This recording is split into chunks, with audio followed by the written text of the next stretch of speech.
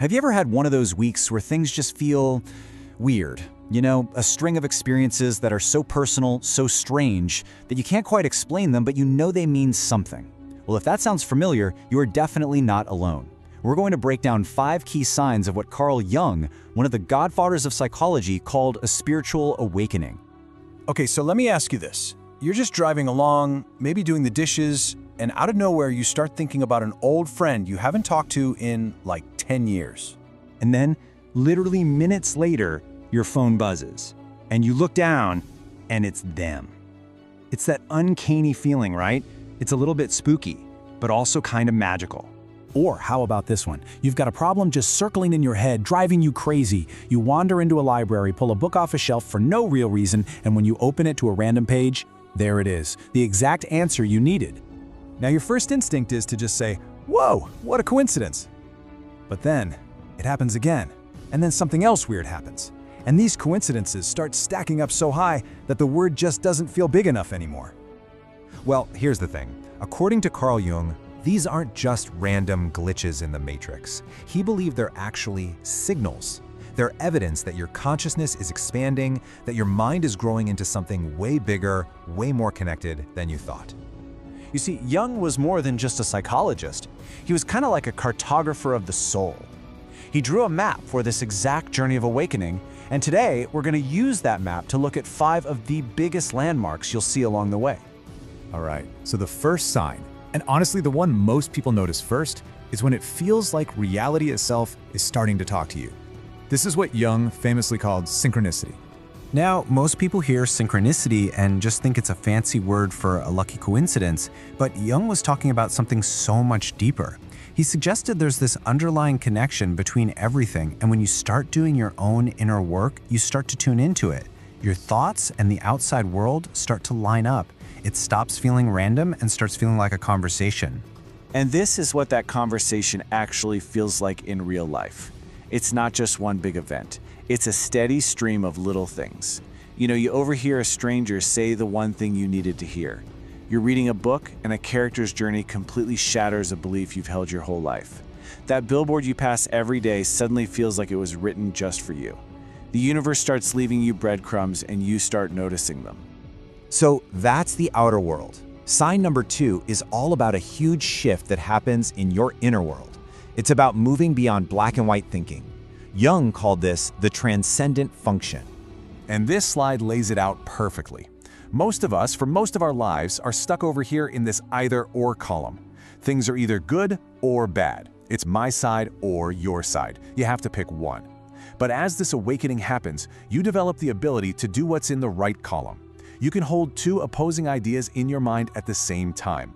You can be deeply spiritual and rigorously rational. You can see the validity in an opposing viewpoint without abandoning your own. And the side effect of this is fascinating. You basically become psychologically unemployable. Any group, any political party, any ideology that runs on us versus them thinking, they can't really use you anymore. You see the gray areas everywhere. Now, this can feel a little lonely at times for sure, but man, is it freeing. All right, sign number 3 takes us deep into the subconscious, into our dream world. Because when this awakening is happening, your dreams start to change. You start having what Jung called big dreams. We all dream, right? But most of them are just ordinary dreams. That's your brain basically taking out the trash, filing away memories from the day. You forget them almost instantly. But a big dream, that's something else entirely. It feels heavy. It feels more real than real life. It's the kind of dream that sticks with you for days, weeks, maybe your entire life. It feels less like you're dreaming and more like you're visiting somewhere. Jung believed these dreams are a portal to what he called the collective unconscious. Think of it like a psychic internet that all humans are connected to.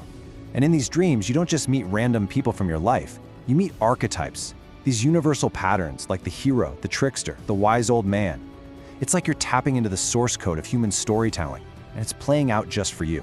And what you find in those dreams, those universal figures, points directly to sign number 4, which might be the weirdest one of all. It's when your sense of self starts to split into 2. This is the moment when the ego finally gets introduced to the self. Now, to get this, you have to understand Jung's distinction here. The ego, with a little e, that's your personality. It's you, the person with a name, a job, a story. And it thinks it's the CEO of your life. But the self, with a capital S, is the entire ocean. It's the totality of who you are, conscious and unconscious. The awakening is that moment when the ego, that single drop of water, suddenly realizes, oh my God, I'm part of the entire ocean. So what does this actually feel like? Well, imagine you're in a heated argument. Normally, you're just in it, right? But now there's another part of you that's just watching, calmly. You're in the movie, but you're also in the audience. And this little gap, this space, is everything. Because in that space, you get to choose how to react instead of just being a slave to your old patterns. It's a total game changer. And all of this, the synchronicities, the dream work, this new dual awareness, it all culminates in our fifth and final sign. Your own small personal life starts to feel like it's part of a huge epic story. You start living mythologically.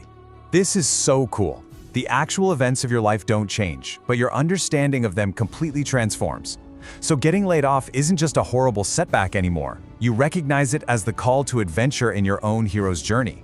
A painful breakup isn't just an ending. It's the classic pattern of death and rebirth. You see your personal struggles not as bad luck, but as your descent into the underworld to find some hidden treasure. It doesn't take away the pain, not at all, but it gives it meaning. It gives it purpose. So, if you're listening to this and nodding along, you might be asking, okay, so what do I do now?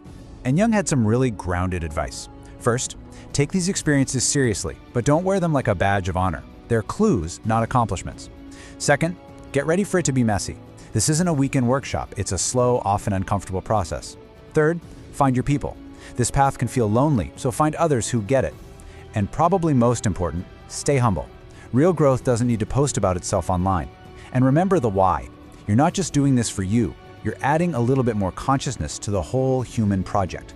Which brings us right to the heart of it all, captured in this incredible quote from Jung himself. You know, all these signs, the synchronicities, the big dreams, all of it. They're really just side effects of this one terrifying, beautiful act, accepting yourself completely. The good, the bad, the weird, the contradictory. The whole shebang. Because the great secret of a spiritual awakening isn't about becoming someone different. It's about finally having the courage to meet who you've been all along.